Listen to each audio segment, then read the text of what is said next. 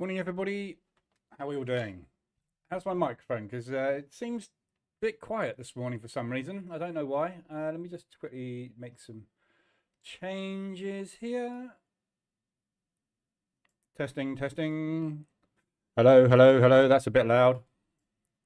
About there. That looks about right, I think. Does that sound all right? Logitech. Another update over the weekend on the Logitech software. So obviously nothing worked this morning. Anyway, hopefully that's okay. That looks like it's in the right zone. How are we all doing? Morning, happy Monday, everybody. Mark, Ojek, CK, how are we doing? Mumo, Evil, Virginia, Barry, Peter, Evil again. Seems good for me. Good. Barrier Man, how are we doing? Right, so just quickly before I kick off, this week is last week of streaming. We are going into Christmas break. I wasn't going to stream this week. Go away. I don't want to buy you my Epic pen. Wasn't going to stream this week because it's normally quite quiet. 2 weeks before Christmas. That's a bit loud, isn't it, that mic? I keep seeing myself peaking in the zone. Let me just turn that down a little bit. Actually, I can turn it down over there. Don't worry. So yeah, I wasn't going to stream this week because quite often it's quiet. A couple of weeks before Christmas, it all tends to die down. But this week we've got massive news on. So I'm doing today, Wednesday, we'll do the afternoon session for the US and FOMC. Just get ready for FOMC. And then Thursday, I'm going to do a session at 11:30 on Thursday instead of the normal 8 o'clock with the members.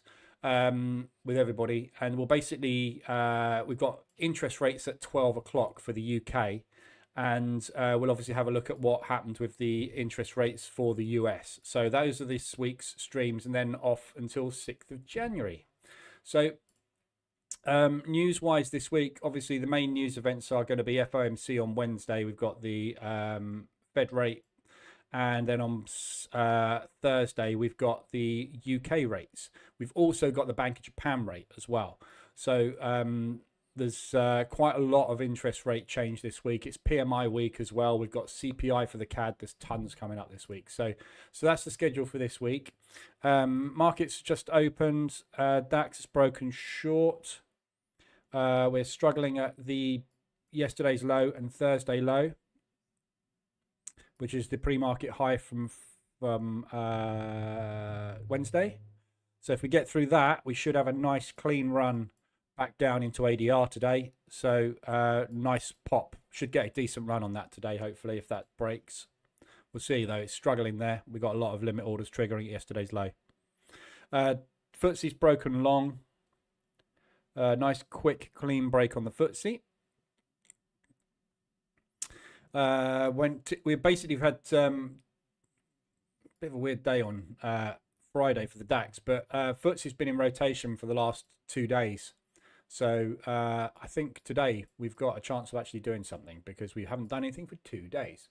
Morning, Ismet. Morning, Forex Fire. So yeah, we'll see where those go. So news this week. Today is PMI day.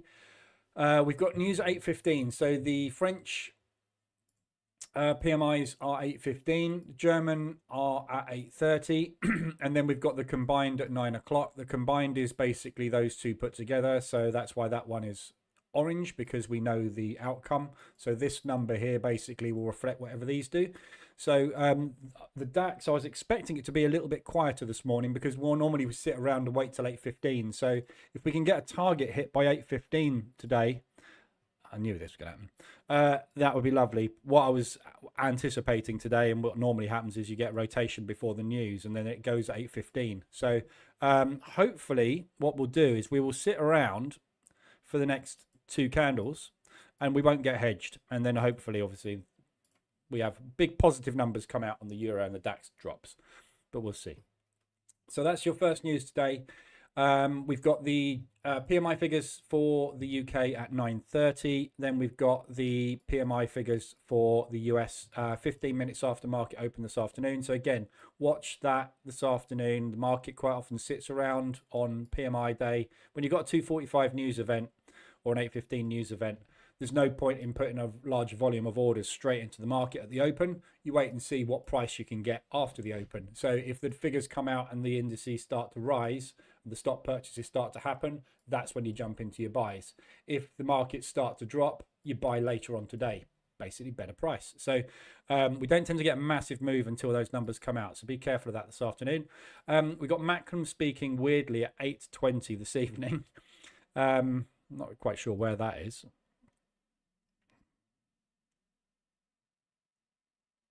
The text of the speech is due at the release time listed, due to speak at the Greater Vancouver Board of Trade. Audience questions expected. So that might move the CAD later.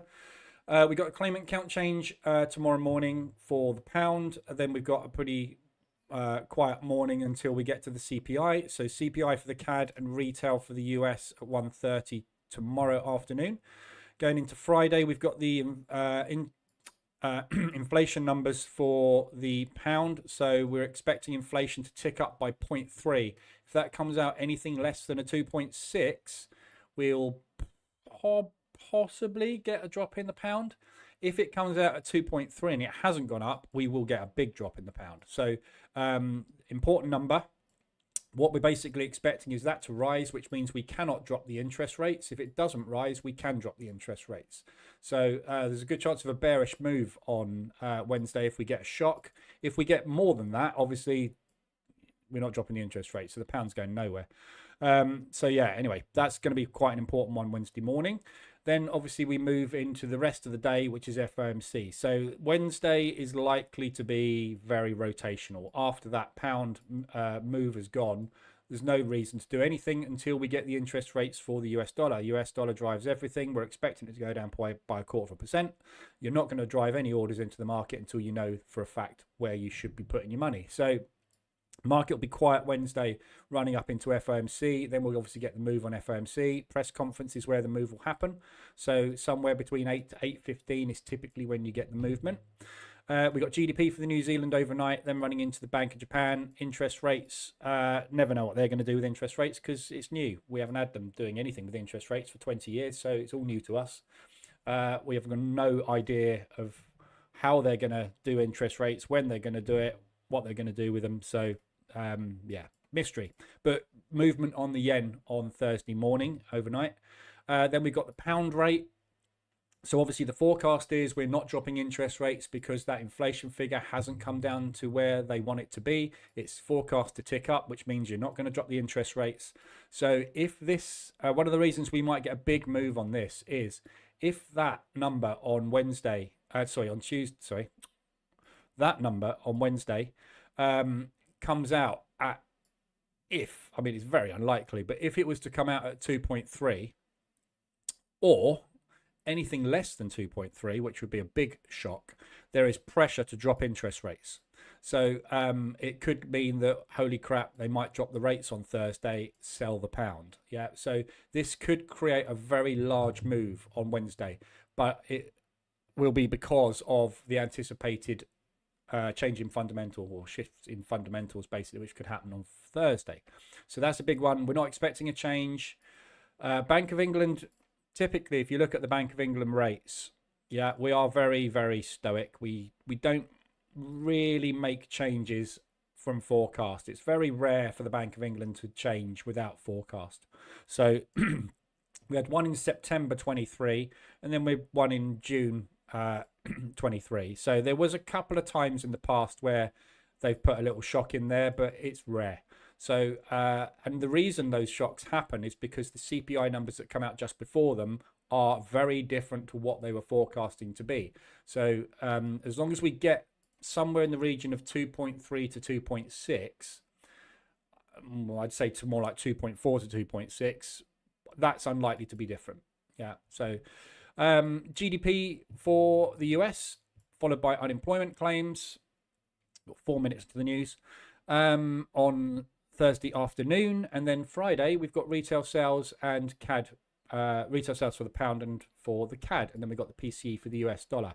So the Friday here will be either an incredibly busy day with a hell of a lot of movement, so big ADR day, or it will be dead as a doornail. and that will be based on what the movements happened in the week. So if the market is not really moving much this week, probably Friday is when you're going to unravel your position. So think about yourself as working in a bank or institution. We've got targets to hit by the end of the year, and we've got targets to hit by end of quarter, targets to hit by end of month. All the reporting's done monthly and quarterly. This really is the last day of December, proper day. We have obviously got many more days to trade next week and the week after up until New Year, but no one's there. So this is where you're going to unravel the vast majority of your positions if you need to. So if you need to get targets hit for commissions, you need to get orders placed for whatever reason, Friday's the day you're going to do it. So just be aware that that could be a very, very big day. The reason I wouldn't normally trade this week is because there's no point in taking positions on any of that movement, because the likelihood is if you took let's say for example you got a massive 150 175 ADR or whatever and a huge extension on RSI on Friday, you can get in, but you ain't going anywhere for 2 weeks. So by the time you come back, or the banks come back and start moving the market, that signal is not a signal anymore. Yeah, so this is why I turned the EA off over Christmas period. It's going to sit there and it's going to manage my open positions, but it's not going to take anything new, because there's just no point. So so that's your week's news. Over the weekend, nothing much happened. Lagarde, no more cuts to come. Oh, sorry, more. I was going to say no more cuts to come. You just said last week you were going to cut by 1.5%. More cuts to come, and the direction of travel is clear, downwards. Japan stuff overnight, but there's nothing else really. 50 basis points. Yeah, there's nothing really over the weekend that I saw that was of any importance. News is out in 1 minute. So if Euro news is about to hit. Let's just watch the DAX.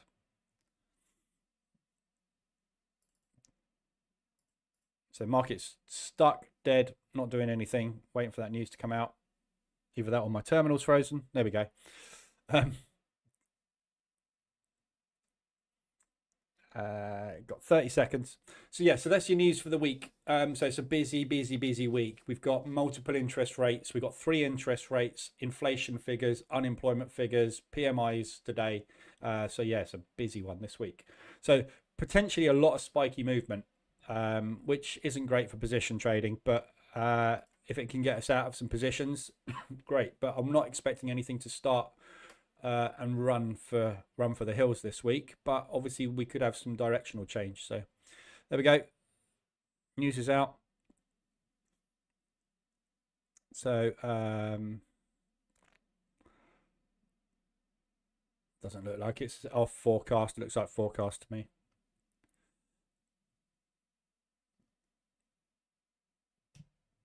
When you're ready.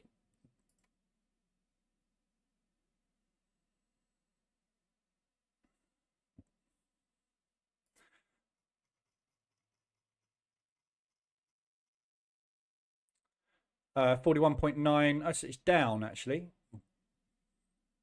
Manufacturing is down. Not a lot. Yeah, there you go. So services is up. Manufacturing's down. So pretty equal. So fairly neutral news. So not a massive move on that at all. Let's see where that one goes. Morning, John. Morning, JC. Right. So that's the news covered. Everything's done there. I've covered what we're doing this week. New Zealand dollar Swiss has just hit ADR. So ADRs today. New Zealand dollar Swiss. There we go. That's not an ADR. My God, look at that. Brokers love them. Right. So this is one of the reasons I don't trade this week normally, because when you have the banks and institutions starting to wind their positions down, same as everybody else, they don't take a lot of new positions because there's not a lot of order flow going into the market. You tend to get a lot of slippage. So you're going to find that the overnight spreads are wider than normal. the gaps between candles are going to start to appear as there's just not enough liquidity in the market to get orders executed. They have to go a little bit further to get those orders done. And you tend to get quite a lot of like this sort of movement, very spiky movement up and then down again, a lot of that type of stuff. And you tend to just basically stay as much as you can in rotation. So this is a good example, basically. Just no liquidity at the open in New Zealand last night, and huge spread. So yeah, that's not an ADR basically, because the market opened somewhere around here. It's just the broker put the candle all the way down there. Let me just have a quick look at my New Zealand Swiss over here. Yeah, it's a gap, pretty big gap down. I've got a gap down on oh no, that's Robo as well. It's 58. Yeah, see, I've got another account on New Zealand Swiss over here, which is 58. That's 31. So it's just broker spread basically. So yeah, so that's not an ADR, that one. That's a nothing. Let me just get the DAX back up over here so I can see what it's doing. So DAX is breaking down. FTSE stuck at the moment. So 2R on the FTSE. So I've got my trailing stop triggered, look. So guaranteed no loss trade this morning, but obviously not guaranteed much of a win either. DAX clean break to the downside, so got 400 odd I could take off there, but I'll let these run, give them the benefit of the doubt, see if we can get a move. So there's no ADRs today apart from that New Zealand Swiss, which isn't really an ADR. There's no weeklies obviously because it's the start of the week. This month has been very quiet. So pound odd and pound New Zealand are the only monthlies we've had. So where are we? Back to the beginning of December's there. So pound odd, that was your monthly range hit, reversal down, so that's worked out on a monthly reversal already. Pound New Zealand, same thing, so that's the beginning of the month, that's your monthly range down. So yeah, nothing much else to report there. It's been fairly quiet this month, as you can see. We've not had much explosive movement this month at all, hence the P&L being very low. Hard to get money in the bank if the thing's not moving. So yeah, so nothing much to report on ADRs and AWRs. RSI extensions, Euro Pound I've just taken this morning first short, so looking for a push back into propulsion. So this is an hourly RSI extension, so that's the entry this morning on that one. You may have got in this on depending what time frame you're trading, you may have got this on Friday, because this was an ADR hit on Friday as well. It was above 125 ADR. So if you were trading on the 15 or the 5, you may well have got in. I'm just seeing, actually, if you're using the reversal alert indicator, I don't think there was one. There was no reversal alert on Friday on the 15-minute. 5, you would have had one somewhere. 5, you'd have had one there. So this was 100 ADR, 125 ADR, so that would have been your entry. So I'm in a little bit higher this morning on it. But yeah, taking that one short. That's also a nice 4-hour RSI. So we're nicely extended on that 4-hour. So we're looking for a push back down into propulsion. Yeah, and then either it's going to retest or we're going to continue. So this is either a market structure pullback or it's a market structure reversal. One or the other, but either way, we're looking to come back into this area where they bought yesterday, or rather on Friday. Euro Swiss, that's a 4-hour RSI from Friday. So if you got into that one on Friday out of that propulsion move, difficult to tell where this is going at the moment, and it's probably not going to go very far this week at all, but we'll see. So that's a 4-hour RSI. Was a nice signal on Friday, but you might have struggled to get in. Oh no, there's a nice reversal on Friday. So nice reversal pattern on Friday. Euro yen also extended on the 4-hour. So this yen, again, I'm not trading yen at the moment, but difficult to tell with the yen where it's going, what it's doing. So at the minute, market structure is basically range bound. So we've pushed up into new highs. Now we've pushed pushed down, and we've just kind of made a lower low off of that low, but we haven't tested that one yet. So it's hard to tell whether this is doing that or whether it's doing that. Really difficult to trade at the moment. So that is an area I'd be interested in longing, if we can get back down into those lows, maybe even testing last week's low. But I'm not going to do anything this week. So, but it's a nice 4-hour RSI extension today. We've got propulsion gaps to the upside to target, but obviously the main focus this week for the yen is going to be on Friday when they release those interest rates. That day you're going to get a 150 ADR or whatever move probably. So getting into it now, you're looking to either be out by Friday or you're looking for Friday to get you out. If Friday doesn't get you out, so if we short that, for example, and Friday they drive the market up to here, you're going to be sitting in that for weeks.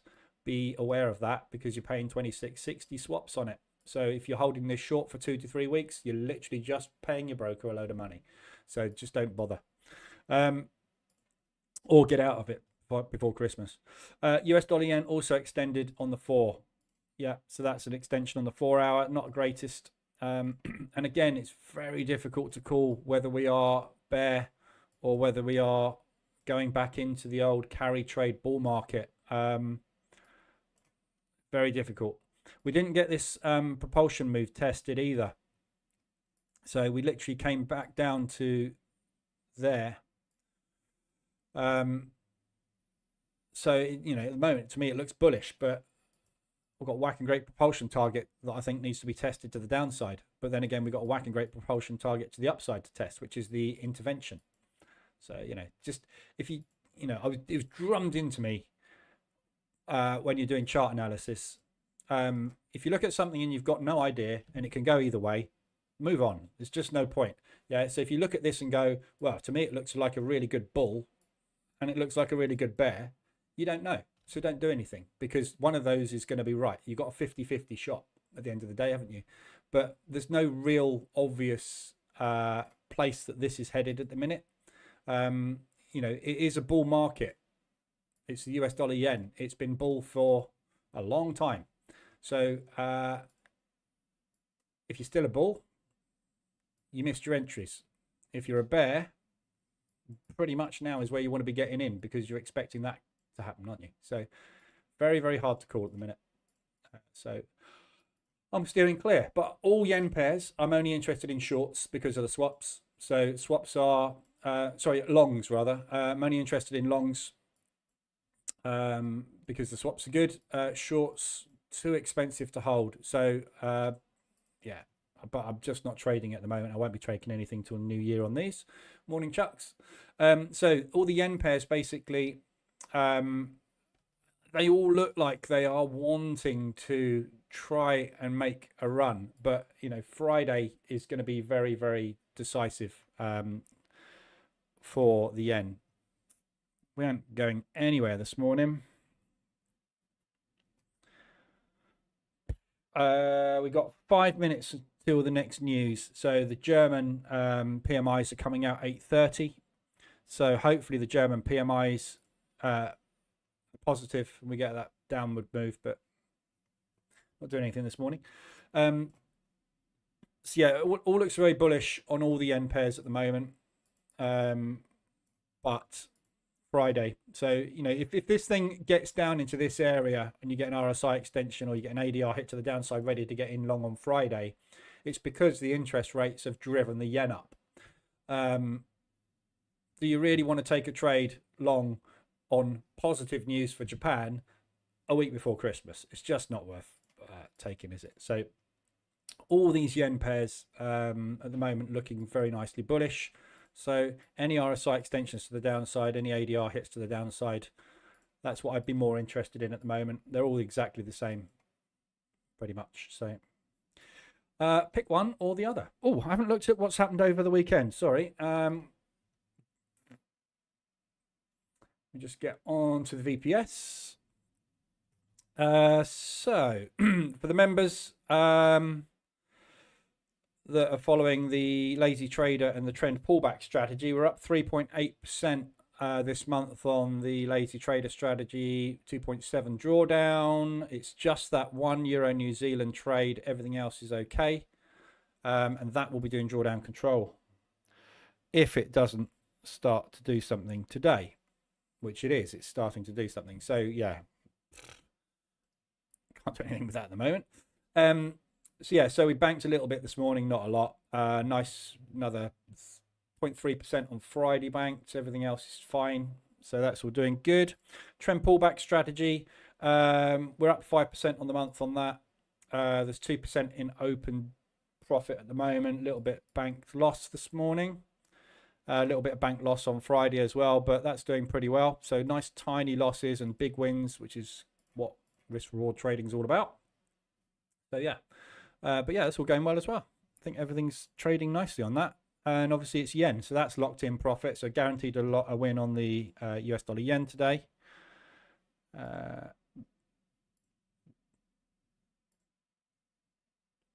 Guaranteed a win on the New Zealand dollar yen today. That's locked in profit as well. So both of those are locked in profit. What we get, we'll see. Wait and see if it goes bull today. And there's a load of other trades which we couldn't trigger. There's a great example, look. Yeah. So this buy limit order here was placed on Thursday last week. Yeah. In the strategy tester, that would have triggered a long, but it didn't, because that is just swapped. The bid and the ask price, the bid price was down there, the ask price was up here. Yeah, we could obviously trade on the asks on this, so you're not going to get into that. So yeah, it didn't trigger the trade, but obviously would be in profit. Just got into CAD Swiss this morning, so trend pull back into the CAD Swiss.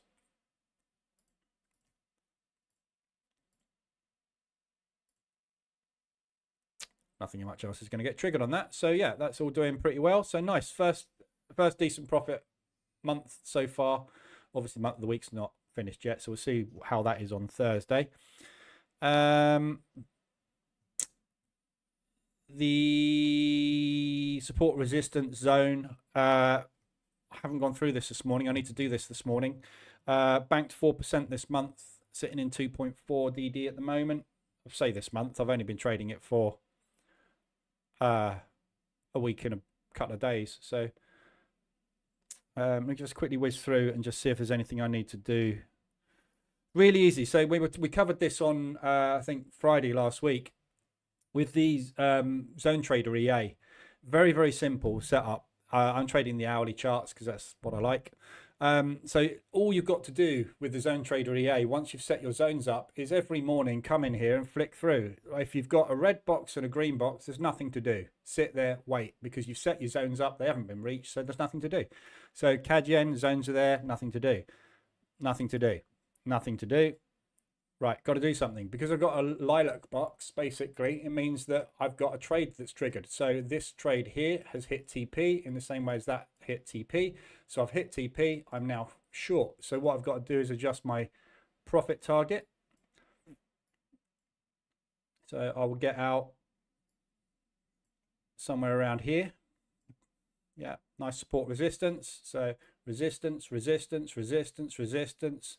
Broke it, support, support. That's where we're headed. If we're going down. If we're not going down, I need to put my next sell order in, which will be tricky. I'm not going to get it all the way up there. So return to, I mean, this is one whacking great propulsion gap, look.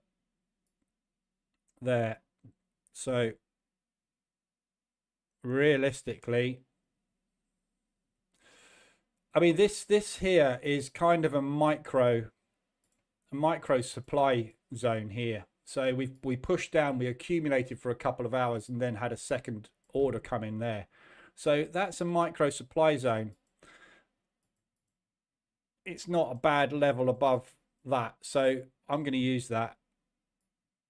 So I'm just going to stick it on that little supply zone there and see if we come and basically test that level.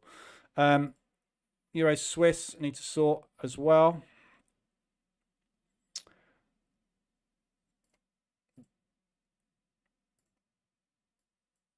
That's an obvious one. So just going to see if we can come and retest those highs. Downside target. Got that.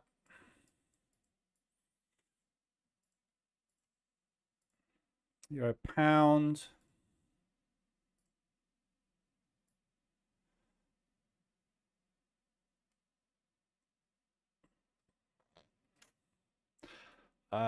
Should really take a next entry.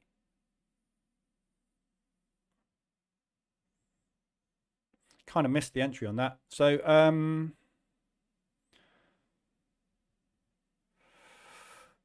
bit of a messy one, isn't it? Just going to go for that area there. So if we push back up into that area, I'll short that again because we've got a big propulsion move here. It's more likely to go down than it is to come up. So I'm just going to get out if we double bottom this week. Euro yen, got shorts on.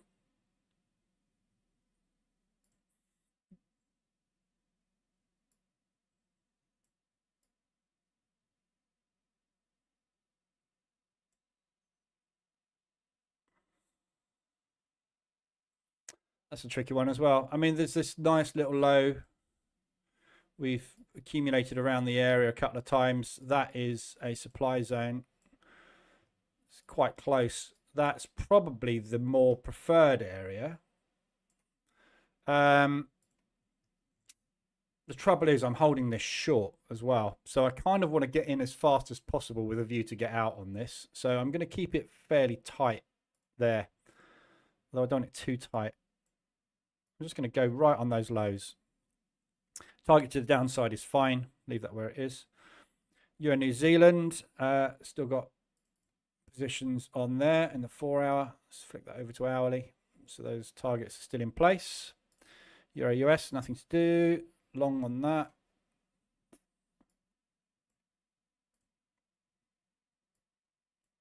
Obvious spot. Pound CAD, nothing to do, nothing to do, nothing to do, nothing to do, nothing to do, nothing to do. Short.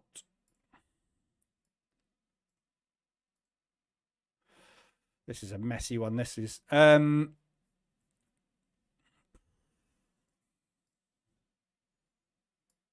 mean, you want somewhere in here, really. So we hit that level. We retested it. They bought that back up again. We finally broke through that zone. We accumulated there. So we've had 2 days worth of order balance there. And then it broke and retested. So this area here, yeah, is a previous support. Turned resistance. So if we come back up into there, I'll look for a sell out of that. Downside target.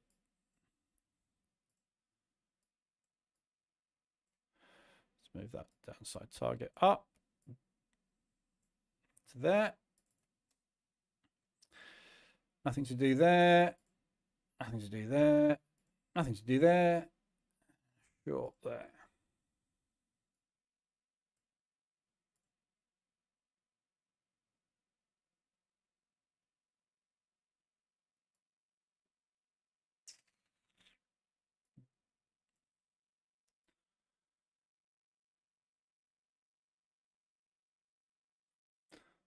So there's multiple highs there, which we broke and retested.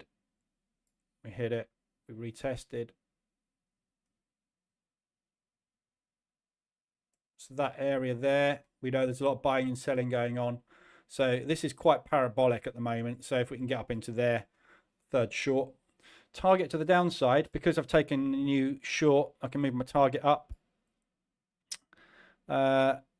So target to the downside, that accumulation, got wick, that high, that low, somewhere around there, we'll probably hit and get a reaction. That is also a decent area there, but it's a bit close. Not going to make a lot of money out of that. Mind you, 16th. We'll see how we get on. Basically, all these yens, this is US dollar yen, so all these yens basically are all going to move on Friday. So Friday, I'll look at what my yen exposure is and probably manually close a lot of this out, really, to be honest. So there you go. So that's all done. Job done. Right, we'll go through all the other pairs. Let's check. So Zone EA still not for MT5? No. Why not use MT4? Why does everybody want to use MT5? Same thing. Use MT4. It's better. All brokers support both. Just use MT4. Very simple. I will do an MT5 version, but it's very, very different. MT5 is like TradingView. Yeah, it's a graphical user interface. This is not a graphical user interface. Well, it is a graphical user interface, MT4, but MT5's GUI is totally different. The way the code works within the GUI, everything is very, very different. So with most of my EAs, because they're working on price, indicator signals, all that sort of thing, very easy. Because the Zone Trader EA uses drawing tools, the drawing tool code and logic is totally different in MT5. So for example, in MT4, if I, in MT4, if I do this,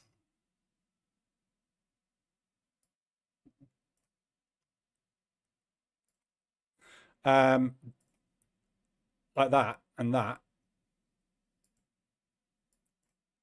and I then move my boxes around and I change time frame, it just does that. That's fine. And it does the same in MT5. So this is on the pound Swiss. So if I now go into the pound CAD, the boxes vanish. If I come back to the pound Swiss, the boxes have vanished. They've disappeared. Brilliant. Because I don't want them to stay in place, because it might trigger a trade on another instrument. You do that on MT5, it doesn't delete the boxes. So what happens is you go from the pound Swiss, you draw your boxes on, you move over to the pound CAD. Those boxes from the pound Swiss are still on your chart on the pound CAD.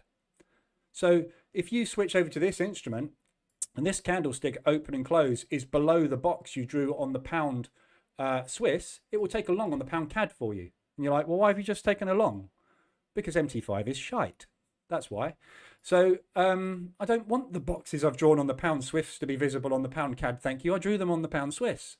Yeah, stupid things like that. You know, this is why I trade on MT4. There's a lot of stuff MT5 does very well. 90% of what it doesn't do as well as MT4, in my opinion. So I will build one, but it won't work the same. It won't be as good. And to be honest, this is the thing I don't get. This platform's been around for 20 years. It's stable. I've been using it for 20 years. I've never had a problem, ever. Hand on heart. Never gone wrong. MT5, every time I use it, something doesn't work properly. Something. So we had Telegram this week. Sorry, Discord, and on MQL5. I had multiple people contact me. I've just done an update on MT5. None of my indicators are working. No, because it's shit. Basically, they've pushed out an update which has removed all your indicators from your chart. Because they wanted to update one line of code, they've taken all your indicators off. Now when you drag them onto your chart, they don't work. Why? Because they've reset all the licenses. So what do you need to do? Delete all your indicators, re-download them again and add them. Oh, that's fixed the problem. Yeah, MT4 you don't have that because it doesn't auto-update. There's so much that goes wrong in it. Every time they release and fix for some bugs, they introduce bugs. Yeah? Just use MT4. It's brilliant. I'll say it every now and again, that exact speech, until people just use MT4. Yeah? If you want to use MT5, that's fine. But there's absolutely no difference in this chart here, right? These candlesticks in MT4 on your broker are exactly the same on MT5. You've got a very stable product that works beautifully on this platform, and you've got one that will work on the other one, but it won't do the same thing, and it'll annoy you. Yeah. So up to you, but use MT4. Rant over. If you've been in my live rooms before, you'll have heard that one before. Right, Aussie yen. I've covered all the ends. I'm going to whiz through all the pairs this morning and just see where everything is. News has just come out on the euros. So I'm out the FTSE, just break even, basically £32. Didn't manage to get the break today. We got a 2R on it. But yeah, no clean break. The German numbers are the same as the French, so the euro numbers are going to be the same. So your manufacturing is down for Germany and your services are up. your services are also up for France and your manufacturing is down. So when the 9 o'clock news comes out on the Eurozone, your manufacturing numbers are going to be down, your services numbers are going to be up. So overall, it's neutral. We've got a 1.5 increase on services, and we've got a 0.6 decrease on manufacturing. So if anything, I would say for both the Eurozone, it's ever so slightly bullish, but not really, which means that the DAX should be ever so slightly bearish, which it is. So it just doesn't seem to be reacting today. Not going anywhere. So we're holding this propulsion gap at the minute. Probably better to look on the hourly chart. So we're struggling basically to get through the Friday and Thursday lows, which is that breakout from Wednesday. So they're holding this zone at the minute.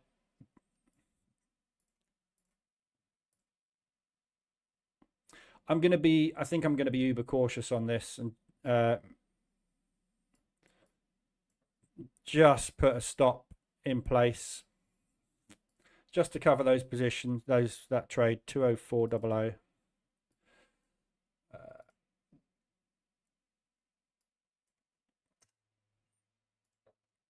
So stop losses in place, basically break even on the DAX. Don't trust it today. If it's going to go, it's going to go, but it's not, we've had 2 news events. Not going anywhere, is it? So FTSE's reversed as well. So bodes well that the FTSE's reversed for the DAX, but wouldn't be that convinced this morning. Yes, I do go on about the MT5, MT4, yes. John, main only advantage of MT5 is that you can backtest multiple symbols at once. Yeah. So yeah, I mean that's the advantage. MT5's strategy tester. It's a double-edged sword. It's nice in MT5 that you can backtest multiple instruments at once. What's not nice in MT5 is that you are forced to use the data that it downloads. I want to select the data and verify the data that I test with. This garbage in, garbage out saying has been around for decades in IT. Yeah. If you put crap data into your tests and analysis and science in general, you'll get crap results. Yeah. I need to verify the data that I test with is accurate, and I can do that in MT4 because I've got a system where I can download multiple data sets from different brokers. In MT5, it just downloads the data. Where from? Who from? How accurate is it? So there's that bit which I don't like because I like to be in control. But the MT5 backtester is great for multiple instrument testing. But I can do that in MT4 as well. So in my strategy test, all I do is I run multiple tests. It doesn't make a lot of difference in speed because in MT5, if you're testing one instrument, it's a lot faster than testing 10.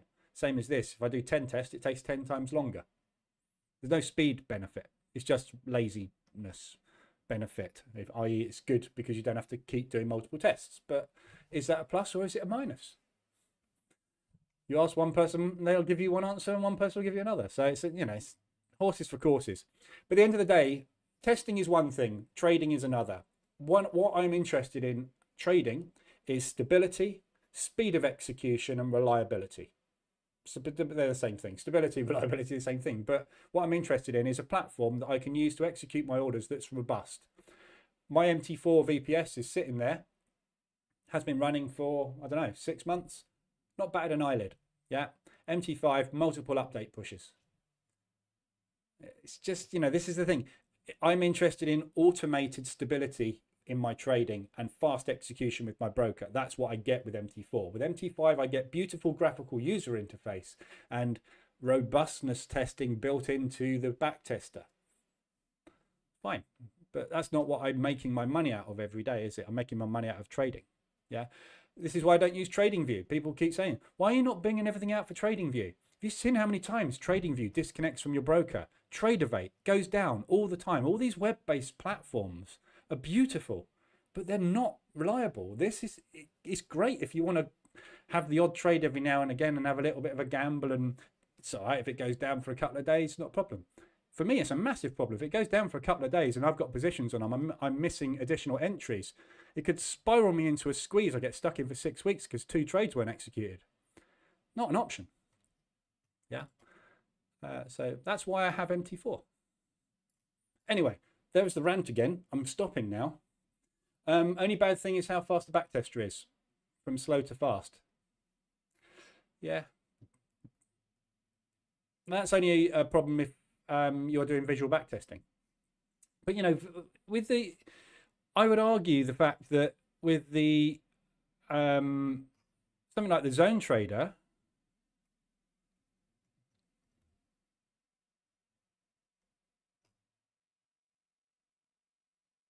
I haven't got it in this terminal because it's in the other terminal I've just shut down. Why did I just shut that down? In the tester, actually, with the zone trader specifically, that works very, very well. The speed of testing, but that's why in the position trader I put that button in there that allows you to so I've just got a test, got a little test EA I built in FX Dreamer to test a hedging strategy, which I'll not hedging strategy, it's a portfolio strategy. And it's a multiple instrument test, just as we were talking about that. But in here, you know, I argue that that's actually a good thing, having this speed thing where, can't see it, it's behind my head, having this speed thing where you just vanish in speed. So it either goes from that speed and everything below is the same. Yeah. So it's either, it's on or off, isn't it, basically? But in this case, it's actually a good thing, because what I want to do is I want you to be slow so that I can do that. And then I just want to run it until I take a trade. Now I want to slow it down again. And it's great that you can do that. So it actually works really well for this particular EA, having it running slowly, because what you want to do is take a break from the price action. And then, so it's nice that you can turn it on and off with this particular EA anyway. But some of the other EAs, obviously, it's a bit more of a pain in the backside.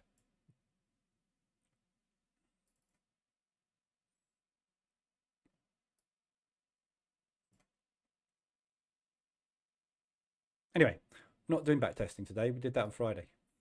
IG markets only offer MT4. I asked why not MT5 as well, and was told the tech team did not like it. Funny that, isn't it?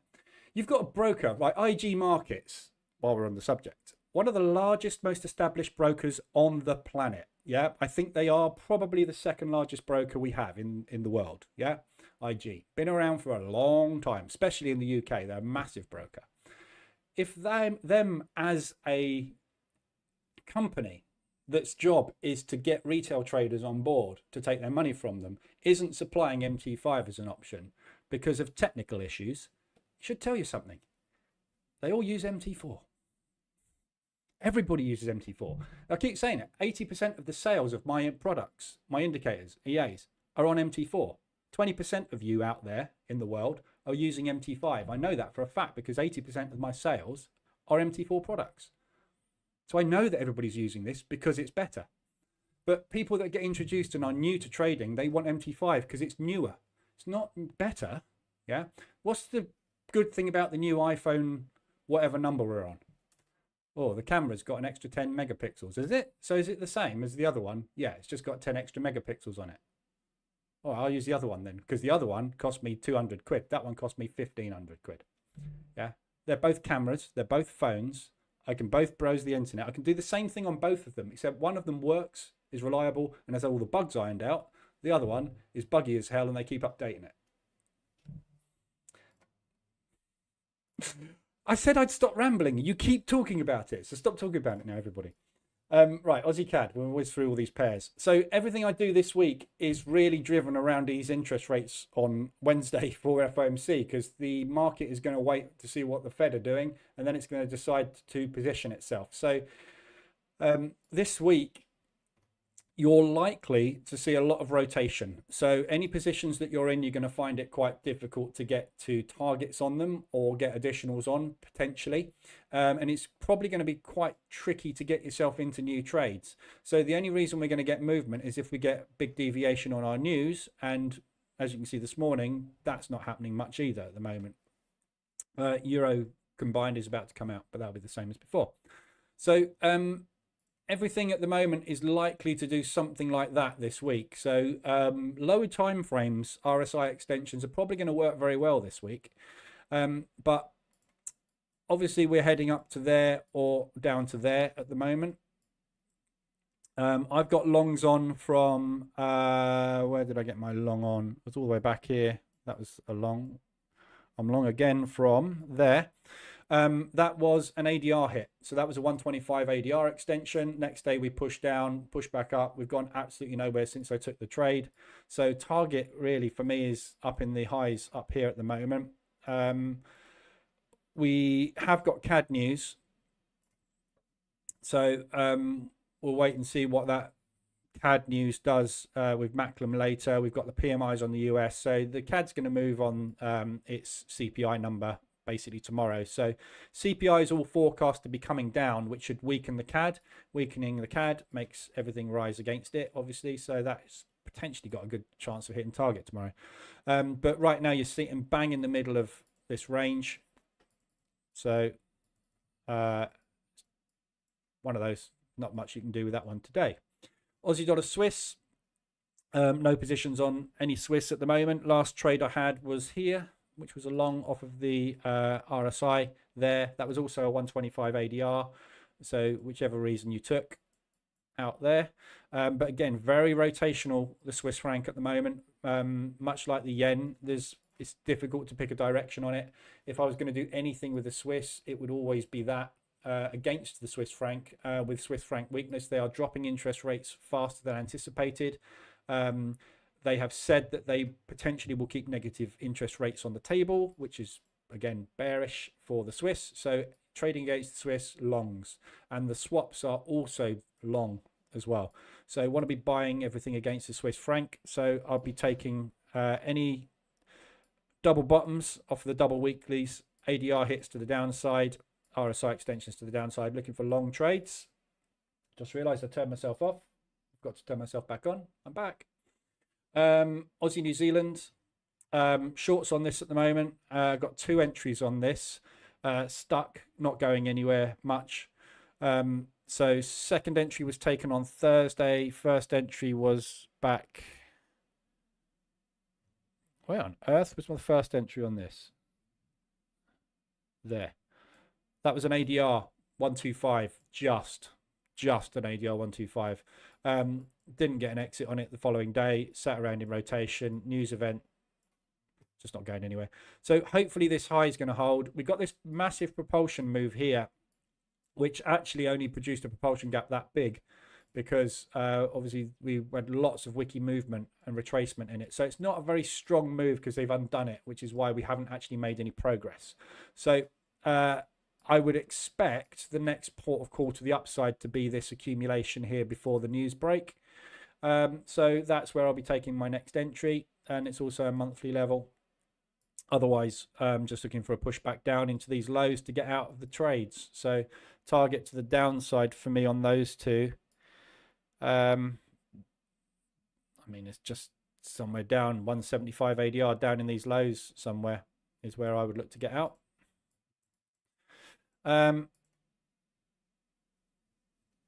Yeah, not really doing anything at the minute.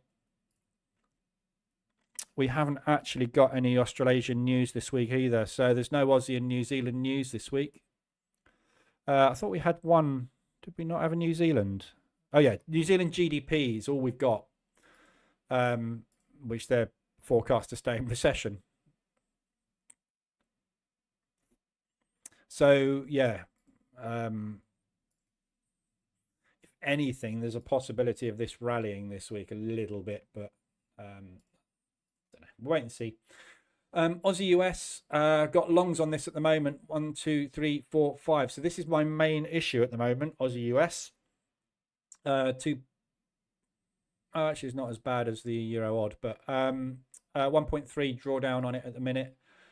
Just waiting for some kind of pullback on this. So US dollar weakness, looking for some decent negative movement on the US this week. It's been very difficult to get out of. I have taken profit on it already. Just can't quite get the retracements on it at the moment. So that retracement there, I took because we had some news coming up, but I can't really get out of this at the minute. It's just grindy and horrible and stuck. So looking for a push, basically at some point up into some highs when we get some negative news on the US. So that is obviously going to be a reaction point to the upside. Weekly high from last week. That's the propulsion move that they added into. So if we can get back up to there, that would be a decent exit point. We've obviously got previous levels before that here, which is the break of that zone there. So we accumulated, broke, added. So this really is the reversal point. But if we can get up to there this week, I'll be out. So we'll see. I need some negative news this week on the US, basically. CAD Swiss.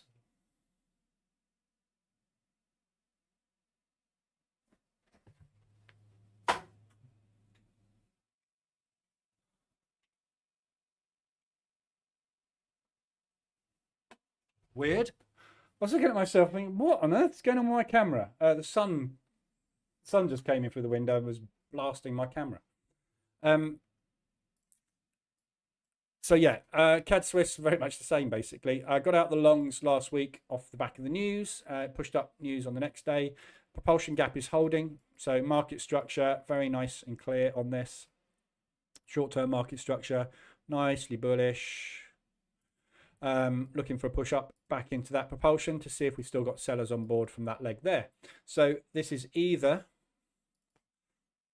at the moment, I mean, it's obviously range bound at the minute, but we're buying off the lows.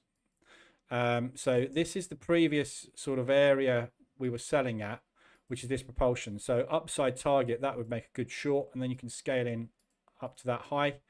But obviously, long swaps are better than short swaps. So for me, I'm looking for this reversal here to be retested to the downside so I can get in on some longs. So RSI extensions or ADR hits to the downside for a long entry on that one for me, if I can get into it, but not really doing anything at the moment, as you can see. So last entry was here, out. So yeah, need a double bottom basically to get in on that one again. Covered the yens, euros. So bearish on the euro at the moment. Lagarde confirming last week that they are going to be dropping interest rates continuously, as much as they possibly can. CPI all under control. So no reason anything should not be bearish euro. So what we need is the Australian dollar to have a bit of a rally.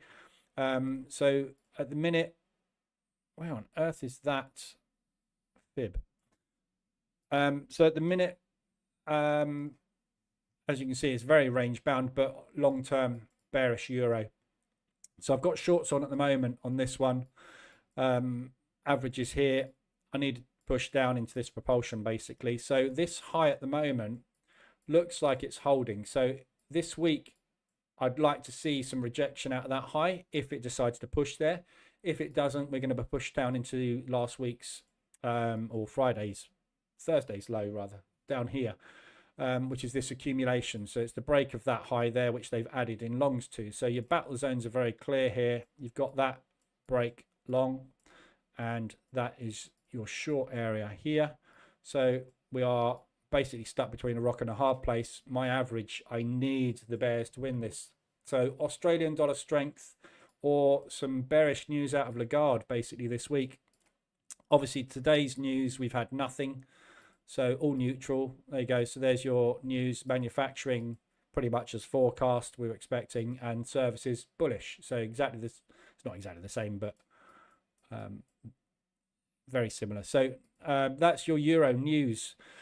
We've got German IFO tomorrow, but apart from that, that's it for the euro. So what we're looking at now is the euro all week to be pushed around by the opposite crosses basically directionally. So yeah, that's where I'm looking to get out of this. I'd like to see a couple of ADRs worth of movement this week to get out before Christmas, but we'll wait and see. EuroCAD short, 2 positions on that one at the moment. Target is back down in this propulsion gap. There's a possibility we may come and retest this propulsion area here. So we've broken back out of this area and it's being now used as support. So likelihood is of that sort of movement because of CAD weakness. So it depends what happens with the CAD news and the US news. If US news is bullish, if US news is bearish, one or the other. So we're pushing up into this propulsion area at the minute. We've got a lovely high here, which is the double monthly high. So this is your 1 month high and 2 month high, although they're both basically there. It's that double top is previous month's high, last month's high. Yeah, and then we've got the propulsion move off the news. So this area here, because we've broken down, we're likely to find selling here. If you look at this, this is a 61.8 retracement at the minute. 71.9 actually, 71.9 retracement. So yeah, good area for shorts, which I am.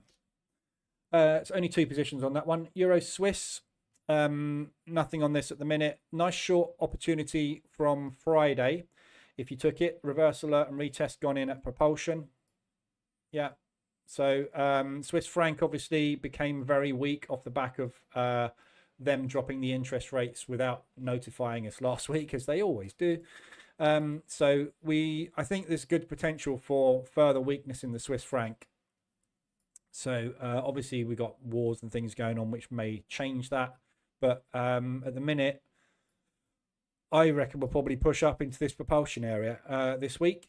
But we may not have enough strength, so it might sit around here for a bit and then try and get up to there after Christmas. But we'll wait and see what happens. We've got this propulsion move to the downside. They're rebuying this at the moment, so we'll wait and see what happens. But we're stuck in this whacking great long accumulation period.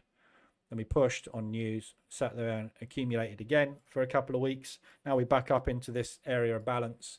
There is just balance in this market at the moment, which is why we're going sideways all the time. There's no reason for the euro or the Swiss to be massively strong or massively weak. Although there's more reason for the Swiss to be weaker. So that's why I think we're probably more likely to head up here. But we'll wait and see.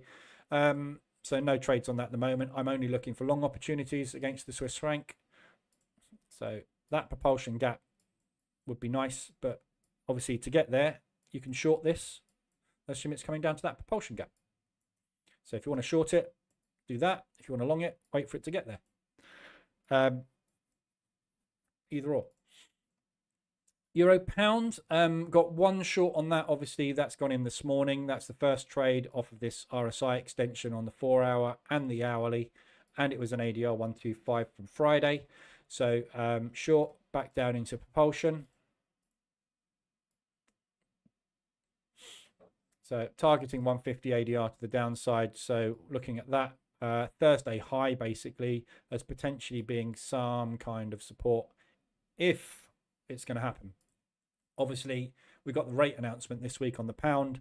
So whether or not we get down there before the rate announcement, I will see. So obviously when we have big news coming out, I look at my P&L and see what I've got available to bank. Anything that I've got here that can be banked will be banked before the news. So I just wait and see what happens this week, see where we get to by the time the news comes out on Thursday. Euro New Zealand shorts as well. So looking for continued weakness in that euro. So yeah, just waiting for this to come back down into this area here. That's my target. So shorts into there. Which is kind of 50% retracement on the whole leg, basically. We have kind of already retraced into that and retraced again and retraced again, but looking for these highs to act as sells. I won't get another one on this one unless we break that high. So this is kind of it for me, just waiting for it to push back down from there, really, and just stay inside that range. Euro US going absolutely nowhere. I got out the shorts last week on this one. Yeah, it's just really, really rotational. RSI flatlining, just not going anywhere at the minute at all. So we'll wait and see what happens with this, but we are in a sort of baseline here, which I think we've got a chance of breaking out on some US news, but we need some US weakness. Don't seem to be getting it at the moment at all. So obviously the likelihood is we're going to want to undo a percentage of this move, but this is Trump getting in. So really that is kind of what I would be looking for at best. If this is going to be continuation strength on Trump, basically, this is your flag. And that's all you're going to do. So we'll wait and see what happens news-wise this week. But we got plenty of news this week on the US dollar.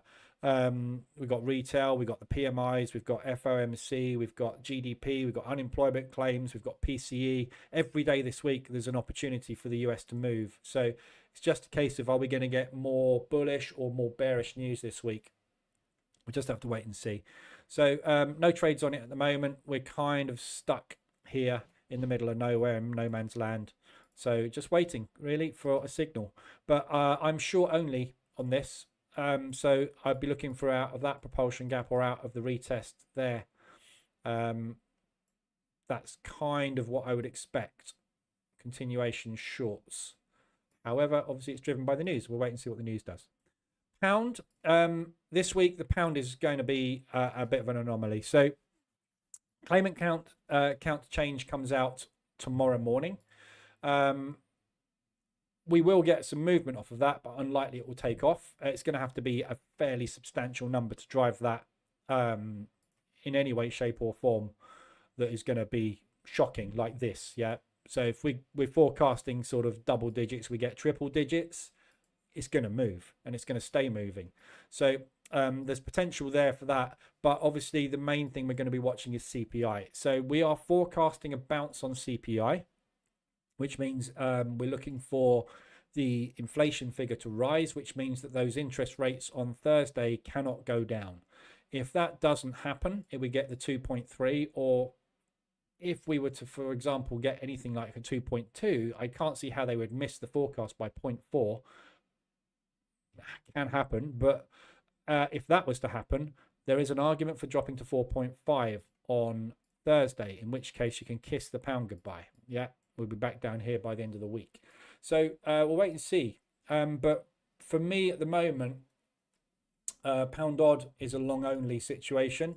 So if we get any news that drives us down into this area, I'll be looking for good buys out of there. And basically that sort of movement. So we haven't got a particularly bullish pound because they're not dropping interest rates. So that is neither bullish nor bearish. It's neutral. So we're driven by the CPI number as to whether the CPI number indicates we should be dropping or raising interest rates at some point in the next quarter. So at the minute, we're just kind of flip-flopping around on a lot of the pound pairs, but they have got a slightly bullish nature because we're not dropping interest rates, but the budget is screwing the economy, meaning that our GDP is likely to drop. So there's real push in both directions. There's an argument very much for both of those things to happen. So at the minute, you kind of got to stay like that and let the news just drive it up and down. So as the news drives it up and down, obviously the indicators will signal opportunities. So just take whatever it gives you, basically. There's no reason it's going to take off in either direction. So at the minute, I'm just looking for longs on the pound odd. So that's my area. I'll be looking for buys. You could take something off of the weekly low. That could signal. 4 hour, again, your 4 hour, you're going to need it to push down into propulsion to get along. But you see the market structure, ignoring that spike, the market structure is bullish. So somewhere in there to start a position and assume that we're not going to invalidate that low is a decent trade. Pound CAD up at the weekly high, or sorry, up at the monthly highs. Yeah, this is where we're selling from. Reverse alert's gone in. May come up and retest this week. But yeah, same thing. We're going to be driven by all this week. We've got loads of CAD news. We've got loads of pound news, loads of US news. Wait and see. Long from here on Friday, just about, but it was a much better short from this area week before last. So if you got into that short there, you'll have had a second on last week, and you're nicely in profit. In fact, you're probably out on Friday if you took that. So at the minute, we've had a reverse alert and a retest off the news, and market structure is nicely bearish. So potentially continuation down this week. Looking for it to grind down into there, but obviously that's going to depend on all of this news. Every day this week we've got news, which is why I wanted to stream this week, because this week we've got a lot of push and pull. If all the news comes out on the euro and the pound all bullish, and all the news comes out on the CAD and the US bearish, the European currencies are going to fly, and that's basically what drives it. So we're just waiting to find out what this news is going to be this week. But if it flies, it will need to unravel itself. So it doesn't matter. Just take the signals that are produced. Pound Swiss, looking for longs. I want it down here, so I want it down there. Basically, ADR 125 back down into these lows would be a lovely long at that propulsion. Yeah, so we are coming off this high again, rejection at that high. So you can see what we're doing. Very simple. We're just doing that in a minute. So ultimately, if you want to hold for a couple of weeks, we'll be down here. Probably more like a month will take, because we're going to have a week or so of doing that, aren't we? Because of the Christmas break. So shorts, you just had a reverse alert on it. It's a horrible reverse alert because it's off of the back of news. So you've just been signaled short on it today, really, on the hourly, but not good. So yeah, there we go. I'm looking for long opportunities though, so I'm looking for it to get back down into those lows. Pound New Zealand, we broke out the highs last week on this. So there's a potential for that to happen. You've got a long signal just about to form on the 4 hour. You had a short from last week. So you had a short here. And then obviously we had another short there. If you look at that, is flat. That is pushing. That's bearish divergence. So you're looking for a pullback on that entire leg. So if you shorted the initial signal, you'd be in here. You'd be in half an ADR. So you'd be in somewhere around there, and you'd also be in there. So your average is going to be somewhere around here. So you're sitting in a break even at the moment. You're looking for it to put in a 50% retracement. So good target somewhere around about ADR 125 ADR today to the downside, and then it's going to signal you to get back in the opposite direction. So yeah, somewhere down here, testing last week's low would be a great target, and also that will probably be a long. So that's what I would take. I'm not trading this one at all at the moment because it's just too expensive in both directions at the minute. I'm hoping, obviously, with interest rate differentials changing, that it will give us a signal to go one way or the other on it at some point, but not at the minute. Pound US dollar longs at the moment, based off of actually no, it's not, sorry, shorts. Yeah, I mean, it's all going to depend on the news, but I mean, my instinct is to do that. But obviously, with Trump now, that's a long opportunity there from Friday. But with Trump now on board, are we going to continue to strengthen or weaken on this US? It's very difficult to call. So who knows where that's going? Everything in my body says that this reversal is going to cause a bigger pullback. But everything in my body also says Trump needs to open his mouth. It will be down there. So this area here, downside wise, is probably your next stop. But there's so much argument for this to go up there, but you're going to need loads of negative US and loads of positive pound. If that CPI number comes out at anything above 2.6, we will be up there this week. But it's also going to need the US not to have massively bullish news this week. So it's very hard to call. At the minute, I'm looking for short entries because of swap costs, but it's not bad. It's 560, so I could literally squeeze it out to $6 and trade this in either direction at the moment. So your shorts were on there. Actually, you can see I took that one. So that was last short entry back here. You've had a long on Friday in there, which you want to push up into that area there. And that is where I would look to get in short. So in the minute, I'm happy to get in on an ADR short, RSI short if we get one, and obviously then double top short as well. So that's kind of the play at the minute for me personally. And you got another backup there. So, you know, if you get there and you short it out of that, it doesn't work out, take a second there. You've got a third opportunity there, depending on spacing. So, and then we'd be looking for some kind of pullback on it. But it's very, very hard to call the pound US at the minute. The pound is potentially stuck sideways at the moment, and the US is just a powder keg. Yeah. At the moment, the news is all over the place, and we've got Trump in charge. So, you know, what do you do? New Zealand CAD, sideways at the minute. Look, potentially you've got a little short opportunity here. But we had longs from last week, which you'll be out of now. It's very, very, very, very, very range bound. Obviously, we've had some price discovery, which has failed, and we're back up now testing this area. So could well get up to there. For me, I'm long only, so I'll be looking for pushed back down. That's your weekly low, but it just rallied straight away from that week. So this monthly low, 150 ADR, would be a lovely entry long.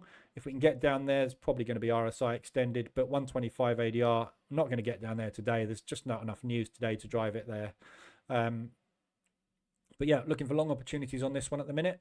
It is still bearish ever so slightly, so there's potential for this to be that kind of movement, but we want to see it get back up into there potentially as well. So it depends if it stays range bound or not, if it starts to trend. If it starts to trend, that's not going to get touched. We could well get up to there though, but it's just sideways. So buy the lows, sell the highs if you get to them. Any RSI extensions, obviously in either direction, pretty much are tradable. Again, this is another one. Swap short is 590. It's on the verge of me saying, well, I could trade this in either direction at the minute. But it's not extended anywhere, so no entries. New Zealand Swiss, very much the same as a New Zealand CAD. It's not really doing an awful lot. Swiss franc sitting around waiting for news, and then it moves a lot. So we're just stuck at the minute doing not a lot. As you can see, last entry was last week before last. Long off of the RSI extension, second entry needed following week. Yeah, bullish divergence out, sideways. So if you look at where from I got in there, we had the entire week in rotation. Basically, we didn't go anywhere, but it's enough to get us out of the trade. So be looking for it to push up into those areas on a weak Swiss franc. Swiss last week dropped their interest rates without telling us. Always weakens the Swiss franc when they do that. So they dropped to 0.5. They told us they were going 0.75. They said that negative interest rates are a tool they can use. Absolutely no reason we shouldn't be doing that if they're going to use negative interest rates, which means they're going to drop them further. So bullish, basically. So I'm looking for longs. The minute, you know, I'm not going to get in. Unlikely I'm going to get in this week on it. But any tests on the double bottom at the weekly lows, potentially I would take, but that's about it. So you can see this thing's just doing this a lot. It's just very grindy, doesn't have a lot of range. It's just not very good to trade at the minute, but if it does stretch itself and get extended, good opportunity. ADR is only 43 on it, so it's just not moving at the minute. New Zealand dollar, US dollar, trading both directions. See, my last longs were there. Then I flipped short out there. Haven't had a signal since. There was, you may have got on this. If you were taking this, I'm trading the hourly time frames at the moment. So I'm taking hourly reversals, basically. I didn't quite get that one on because by the time we had this accumulation for 4 hours. By the time we actually got the reversal, RSI had gone. So I didn't get on that, but that would have been a nice little trade back up into a propulsion look. Yeah. But no signals for me at the moment on this one. I've got a line drawn here for some reason. All right, so we're coming off this low from, can't see it. Oh, you can. October. So that's the October last year's low. So the 12-month low basically is what we're reacting at now. Huge move, obviously. We've had weak New Zealand dollar, strong US dollar, and then we had Trump. So it's whether or not this US dollar is going to let up. We just don't know whether we're going to get anything negative on the US moving forward. We are dropping the interest rates, which is bearish, but we're being told we're dropping the interest rates, and the market is still rallying, and it's rallying off the back of Trump. So we need, what we kind of need is a bit of quiet from Trump and let the news and the fundamentals do their thing. But I don't think we'll get back up here. I think that'll be quite a tricky thing for the market to do now. So pulling back at some point, certainly on the cards with all these US pairs, but you just don't know. So at the minute, I would be in and out as fast as possible on all of this US stuff. So I can trade it in either direction. Swaps are very, very low. Don't mind which way I go on it. Just haven't had a signal on it. So last entries were back here. Got out of that on an aggressive drawdown control just before Trump. Excuse me, got itchy nose. Then we had longs there and shorts there, nice and easy ins and outs. So I'm just waiting for it really to give an entry in either direction. Just wait and see which way the market takes it. US dollar CAD shorts at the minute. I still think this has got potential to come back down again. Obviously, that's where I got out before the election. You know, that was where it would have reversed from, or at least pulled back from, if Trump didn't get in, but he did. So we're off. So I don't know what to do with this one at the moment. At the moment, I'm looking for long opportunities on it. So I'll be looking for taking propulsion gap entries, RSI, ADR, that sort of stuff. But, you know, at the minute, it's just not pulling back. So haven't had an opportunity to get in. That was the last long I had back here. As you can see, there's been no entry. We've had no pushes, ADR hits to the downside on this. We had one there, which is probably an ADR hit. 96. Yeah, so that was an ADR. Just about 125, but it was the end of the day, so there's no signal. That was the RSI long. But you can see we're just not getting any ADR pressure that way. Yeah, so it's not able, since Trump got in, there have not been enough sellers on this to get any entries. So I'm waiting for some opportunities to get in. I'd like to see some negative news on the US. Give it a chance to pull back, and then we can start scaling into some long positions on it, but not going anywhere at the minute. US dollar Swiss, nada. Again, short opportunity from Friday. If you took it, swaps are incredibly expensive to short this, but if you did take it, it's playing out nicely. Target that there. Watch this little propulsion move, but that will be my target to the downside, and that is where I will get in long. There we go. That's everything covered. But yeah, just sitting around at the minute, waiting to see if I can bank some more this week. But we're really just stuck. I'm stuck at the moment on these Aussie pairs. They're just not really going anywhere since I got in. Stuck.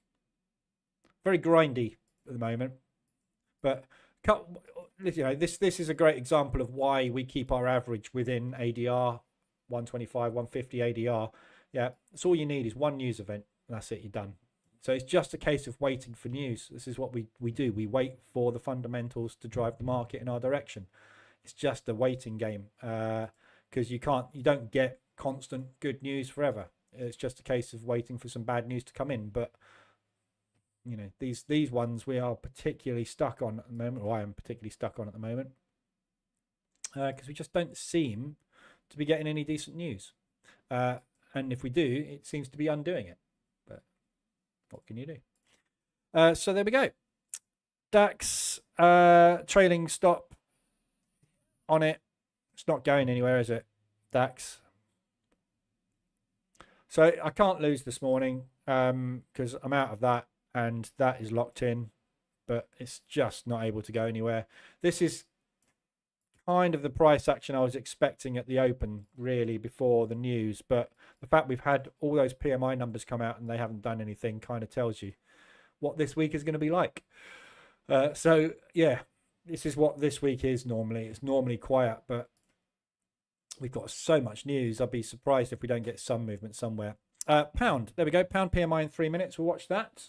What have I got on the pound? Long euro pound. So got a short on the euro pound, which means I'm long exposure. So hoping we get a massive positive PMI, which would be bad, because if that comes out massively positive, it means that that is likely to be hit, which means that the interest rates won't change on Thursday. So it'll all be bullish for the pound. But it means our inflation's going up, which means my shopping goes up. Not good. Right, that's all I've got for you today. If anybody's got anything else I want to discuss, look at, let me know, especially members, because we haven't got any member streams this week. So if you've got anything you want to discuss that we've been covering in the member streams, let me know. If you've got anything you want to cover at all this week, obviously just let me know, because this week is going to be, I'm doing the 2:30 afternoon on Wednesday, and then the Thursday for the interest rates. But if there's anything else you want to cover content-wise, because this week there's analysis is a little bit out the window this week because it's all driven by news this week. So it's a good week to just do other stuff. I'm going to spend a lot of time this week concentrating on the lazy trader EA. And I just want to go through trade by trade everything that it's done for the last month, just to see, because I still think there's a couple of little bugs in here. It's taken the odd weird trade, but I think it's to do with the logic that I changed, because I remember changing the logic. I'd have to go through the members group and just see what I posted, but I'm pretty sure I changed the logic so that it does trade in both directions. So it's right to do that, but if the candle was a down candle, it should go long as well, which is exactly right. It should have done what it did there. But there's a couple of instances where I've just noticed it doing something a little bit odd. We've also got this problem where it's having trouble executing as well every now and again. Let me just see. Yeah, see here. CAD Swiss, it should have traded on the 11th of December.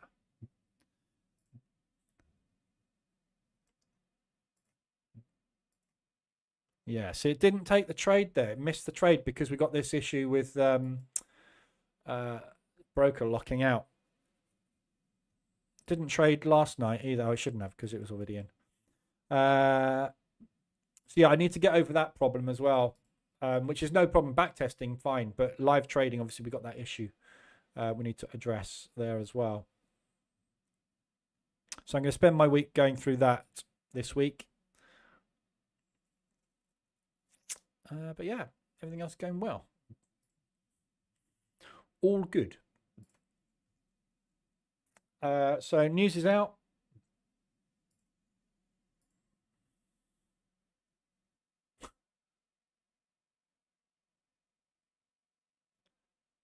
Well, we've just had major PMI news on the pound. I'm guessing it all came out as forecast. Seeing as we're not doing anything. Oh my God, look at it. Look at the spread on that euro pound. Look at it. 1.5 pip spread on the euro pound. Shocking. So it's slightly bullish by the looks of things.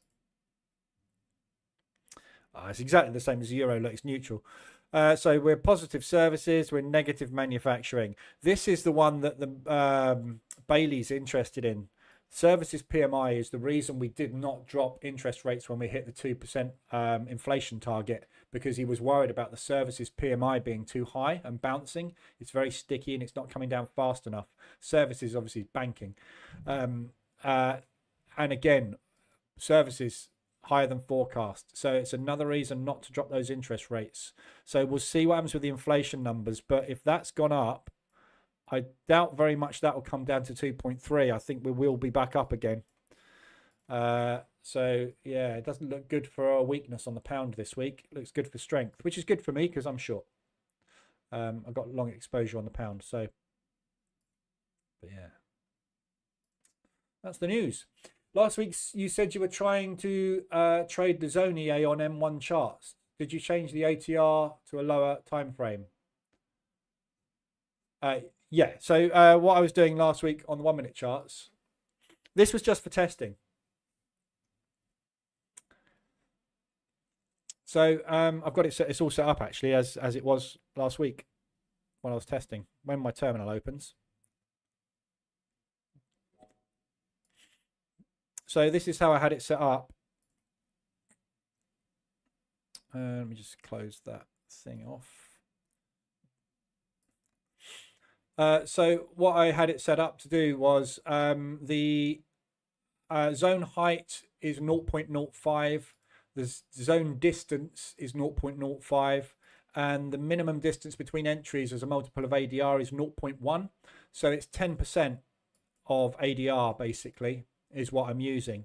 So as I'm using 10% of ADR, what I'm doing is scaling in on the 1 minute chart. So literally sticking the zones in.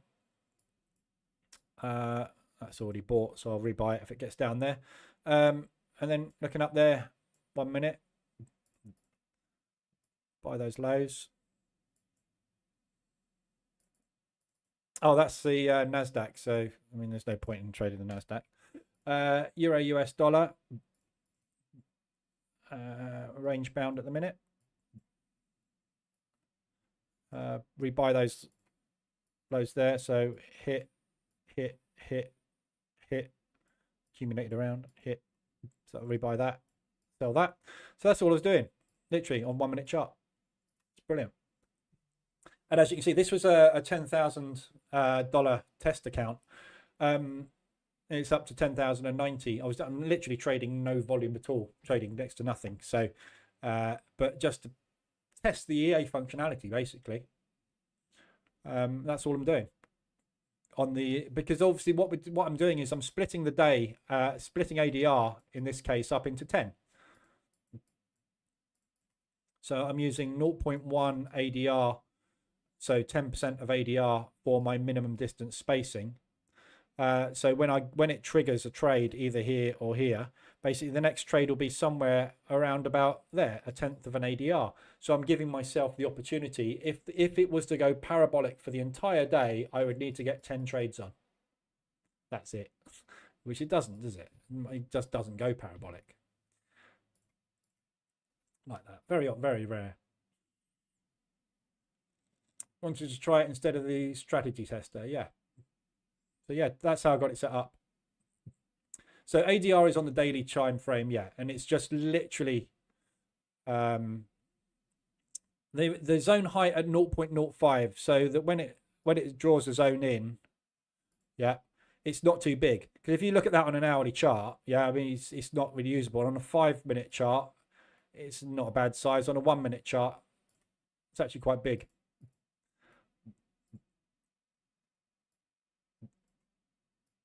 But and the distance, obviously, I want it to be fairly close to price. So if you stick it at 3/4 of an ADR away, you know, you have to do that because it puts the box all the way up there. So that's the whole point of those inputs is that you can, depending on the time frame you're on, you're going to want this set slightly differently so that it puts the zone closer to price.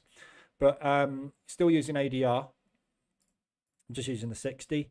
Doesn't matter what you use. I mean, this is an intraday scalping strategy. So we're looking for roughly how much does it go up and down each day? What's it done over the last couple of months is all I'm saying. What's it roughly done over the last couple of months in a day?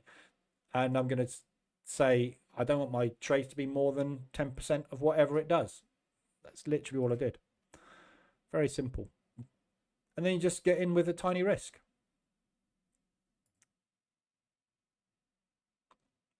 And I was trading gold. So here's some of the trades I took. Look.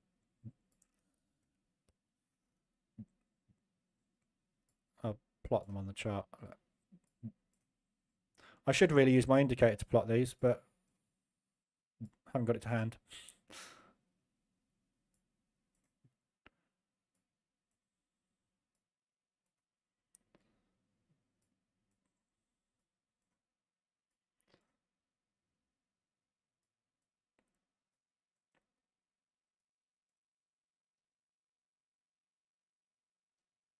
There's a lot of them.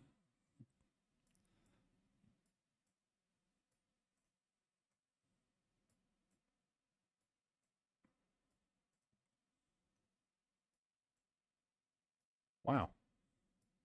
Look how busy I was. This is because I was testing. So I was just basically just pressing buttons. And this is the thing you find when you're doing testing like this, or you're in the strategy tester, and you've got no, you're not worried, or you're just not thinking about what you're doing trading wise. It's very hard not to make money. You would just make money because what you're doing is you're just pressing buttons and you're using logic to get in. I really should have stuck the indicator on here to draw these out because this is going to take forever. There's loads of it. Anyway.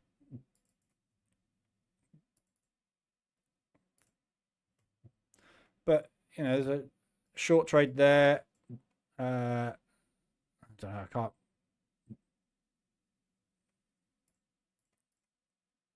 What was that?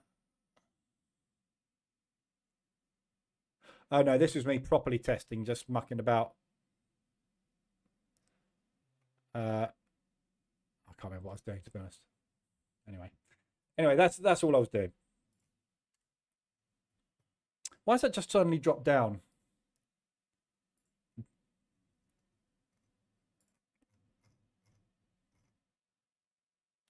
Pound US dollar 50. Oh, that's the other EA I was testing, which is just functionality test. So ignore those. There's nothing. Just mucking about with a new EA idea. So we were talking earlier about, and this is something I'm going to do in the members sessions in the new year. I'm developing a new trade manager dashboard, but it's an EA. And it's designed so that we can actually use the trade manager dash to manage trades, close them, individual ones. So the problem at the moment, and somebody asked me about this the other day, was in the trade manager dash, I want to be able to close that position out and that position out, for example, and I want to close that one out that's in nice profit, and then I don't want to close one of these out, I want to close that one out. So it's quite fiddly to do because you have to open up your trades, find the trades, shut the one, shut So I thought if I can build a dash that actually is an EA, because you can't do trade execution on indicators, if I build a dash that's an EA, we can just basically have little buttons or whatever, or have a way we just press the price and it just shuts that. So I'm working on that in the new year at the moment, which is why that trade's closed out, because it's part of that EA that I'm building. But one of the things I've identified is, which I may well bring out into the position trade at EA, is a way to just have the EA running once on one chart, so that we can input a list of an array basically of instruments.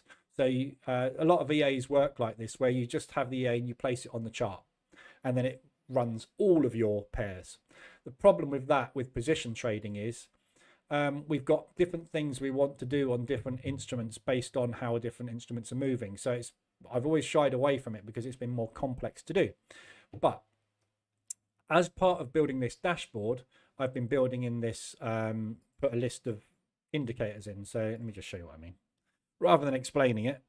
You probably know anyway, but so oh god, what have I called it? Multiple instrument test. There we go. So yeah, you just basically put in a list of Euro US, US CAD, Pound US, USD, gold. Yeah, so just chuck that on the chart and it will automatically trade all of those in an array, in a loop. So I've been playing around with it, and as I've been playing around with it and doing testing with this new trade manager EA, I've realized that there's a way to hedge, do automated hedge trading with it, which has potential to be actually a very nice strategy in itself. And again, I'm still looking for lots of different ways to diversify next year. And I wanted to have a hedging strategy, but I can't find one that works. But a portfolio management EA, where it literally just takes trades based on an idea and then it automatically manages the whole portfolio for you, would be lovely. Because, you know, it's things like I'm sitting here at the moment looking at this going, there's nothing I can close really at the moment, but that one I could close out, and then I could close out 50% of that, for example. So bank 25, reduce drawdown, and let it automatically do calculations and manage things. So close that entire trade out and then close 50% of that, for example. The EA can do all of this calculation and manage it. And there's a strategy that we covered in the members stream very early on when I started doing the members stream, which was to trade Euro US dollar and pound US dollar in opposite directions every day. And because you're trading the US dollar, because that's what moves both of them most of the time, there's usually a hedge opportunity where the euro and the pound will have moved slightly differently in the day. And then when the US dollar kicks in, there's an opportunity to get out of both of those with a profit, arbitrage trading basically, which is a very well-known strategy. It's been around for a long time. Banks do it as well. So I built this EA to do this and realized there's a way for the EA to manage arbitrage automatically.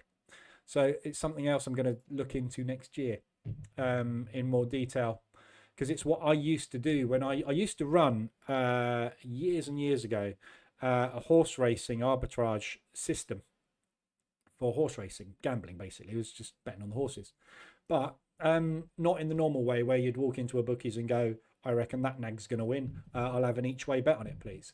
It was basically looking at the entire field and taking a percentage of the field and then running an arbitrage bet on that percentage. Because most of the time, the winner and the placed horses tend to come from, it's the old 80-20 rule. 80% of the horses have got a chance, 20% of the horses have got an 80% chance of placing.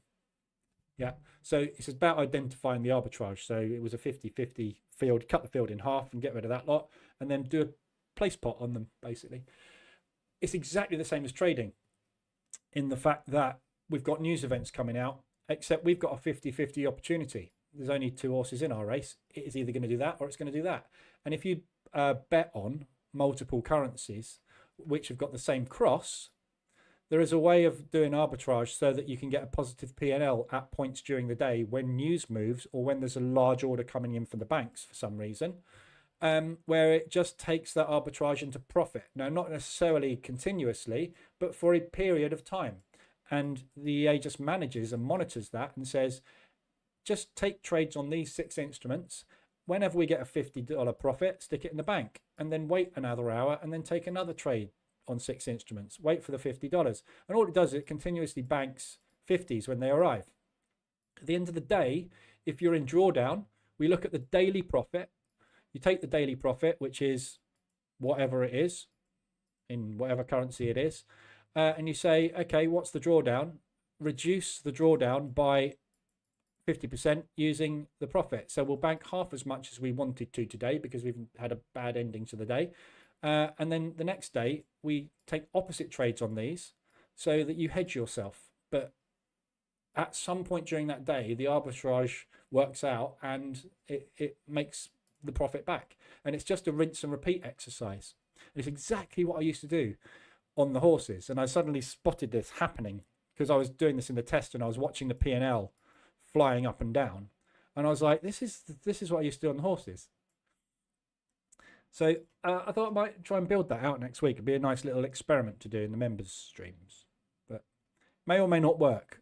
But so far it's working exactly the way as it used to. And it was really good. But the problem with horse racing is it's because it's odds based, and the difference between horse racing and trading, and as a sort of gambling perspective, if you like, is within horse racing, you've got a field of 10 horses. You'll have one down here, which is 200 to 1. Every now and again, he comes in and you die. We don't have that with forex. It's binary, so it's a lot easier to control, if you see what I mean. But anyway, but we'll look at it next year in more detail. But I need to get this dash sort of built properly. Looks like I'm about to get out the DAX. The TMDEA idea is great. Trade Manager Dash, yeah. Would also be nice to be able to set daily TP stop loss targets which close all position trades when hit and resets daily. Yeah, exactly what I was just saying. Yeah, you can do that with the with the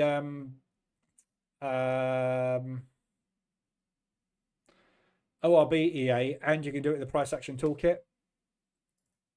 So the price action toolkit already has the inputs in there to do that, because that's built. I built the price action toolkit for prop.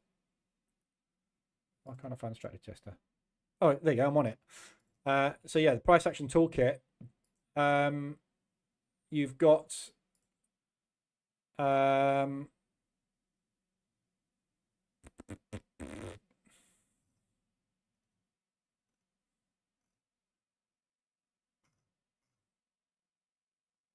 have you not? No, was it an opening range breakout? Yeah, no, sorry, it's the opening range breakout EA. Because the price action toolkit, you're meant to be trading with it. Obviously, it's buttons, so you're here. You don't need it to manage it automatically because you're watching it. But you got a profit percent target of 3. But it's the other one. It's the ORB that has targets set, because that was originally built for prop. Still is. So profit target to reach, daily profit target to stop trading. So when it hits 1,000, it will stop for the day. Nice move on the pound. So pound reacting nicely to its news. So that services. That's the sticky part of inflation, which the Bank of England have said they're not going to drop until that thing starts to drop, and that is rising again in the Purchase Managers Index. So again, unlikely we're going to drop rates this week. So reversal alert is just about to go in there. Short. So I've got my euro pound on. So if we can get pushed down onto ADR today, I'll be out of that. Well, no, it was not complex like that. It's just a normal management dashboard where you could close the trades directly. That'd be quite nice. Sorry, I missed your previous comment. That'd be quite nice. I do remember using a dash like that many years ago, but it was so heavy, it almost froze MT4 all the time. All right. Yeah, I think Trade Manager Dash is a monitoring tool, basically. But obviously building this as an EA or something like it as an EA kind of makes sense, so that we can press the buttons on it. But it's a kind of a little bit overkill, because it's not hard. Like, I'm sitting here now looking at the euro pound. I can either do that, press that button, or I can just do that. Or I can just... I mean, it's a lot more difficult to find in the list, but if you sort it by time, because I know when I took it, just press that little X. There's a million ways you can get out of a trade quite quickly. And obviously we've got the close button. So it's euro pounds in profit, switch to euro pound, press that, done. You see what I mean? I'm kind of replicating functionality which is not required, but I'm more interested in having an automated automated portfolio management tool, really, I think is what I want, where it's monitoring this for me automatically. So if something, I'd like the ability to be able to say, right, I've just banked today 317. Have a look at my open DD, pick the worst case scenarios. Is there anything we can close out using this to make our life a little bit better? That's kind of what I want a trade manager to be able to do. It's just automated drawdown control using profit, that sort of thing. So that's what I kind of might build into the trade manager EA, if you like. But I want to have a look on the marketplace and around and just see if there's anything around that automatically does that at the moment, because there's no point in if there's something at all that already does this, there's no point in building it. Yeah, so I need to have a hunt around. Anyway, I'll leave it there today. Still in the DAX. It's not going anywhere, so it's either going to drop today or it's not. If it doesn't drop, I'm getting out with virtually no profit. If it does, great, but I'm not holding out much hope for anything today because we don't seem to be getting much reaction at all on the euro, but the pound is moving, which is good. So bear in mind, you got the PMIs this afternoon for the US and you got Macklin speaking later, but other than that, it's tomorrow, claimant count. So I will be back on Wednesday, 2:30 for the US session.